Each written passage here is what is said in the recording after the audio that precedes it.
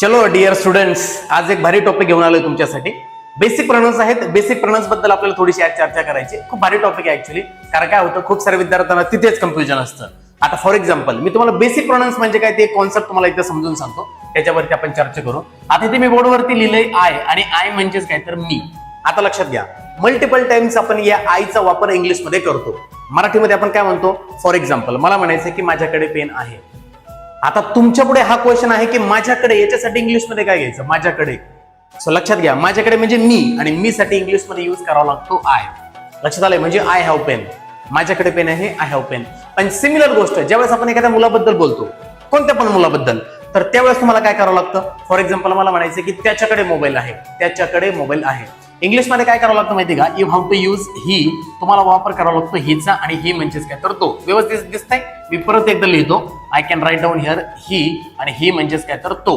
म्हणजे एखाद्या मुलाबद्दल आपण ज्यावेळेस बोलतो, you have to use he. For example मला म्हणायचं तो माझा भाऊ आहे, he is my brother, he is my brother. ठीक आहे. So I have written here he म्हणजे तो. त्याच्याकडे मोबाईल आहे, he has mobile. Are you understanding? त्याच्यानंतर ज्यावेळेस आपण सिमिलरली एखाद्या मुलीबद्दल बोलतो, when we talk about any girl, आपको क्या करना है, you have to use she. तर तिथे वापर करावा लागतो शी, आणि शी म्हणजेच काय तर ती. फॉर एक्झाम्पल मला म्हणायचं ते तिच्याकडे नवीन ड्रेस आहे, शी हॅज न्यू ड्रेस. म्हणजे ज्यावेळेस आपण एखाद्या मुलीबद्दल बोलतो, वी हॅव टेकन हिअर शी. या बेसिक गोष्टी आहेत, या 5वी 6वी 7वीच्या मुलांना माहित असतात. लक्षात आलं का? त्याच्यानंतर I can also take here V. बरोबर आहे. आता वी म्हणजे नेमकं काय, तर वी म्हणजेच आम्ही किंवा आपण. ज्या वेळेस आपण अशा पद्धतीने मराठीमध्ये बोलतो, काय सर आम्ही वर्गामध्ये आहोत, आम्ही वर्गामध्ये आहोत, we are in the class. Sir आपण मित्र आहोत, वी आर फ्रेंड्स. आपण विद्यार्थी आहोत, वी आर स्टुडंट्स. सो या आम्ही किंवा आपण याच्यासाठी इंग्लिशमध्ये वापर करावा लागतो वीचा. लक्षात आलं? त्याच्यानंतर नेक्स्ट आपला प्रोनाउन आहे यू. आता हे तर तुम्हाला चांगल्यापैकी माहित आहे.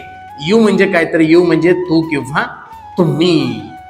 म्हणजे फॉर एक्झाम्पल मला म्हणायचंय तू माझा मित्र आहेस, यू आर माय फ्रेंड. खूप बेसिक गोष्टी आहे, लक्षात घ्या. फॉर एक्झाम्पल तुझ्याकडे मोबाईल आहे, यू हॅव मोबाईल. या तू किंवा तुम्ही आपण अनेक प्रश्नांसाठी सुद्धा त्याचा वापर करतो.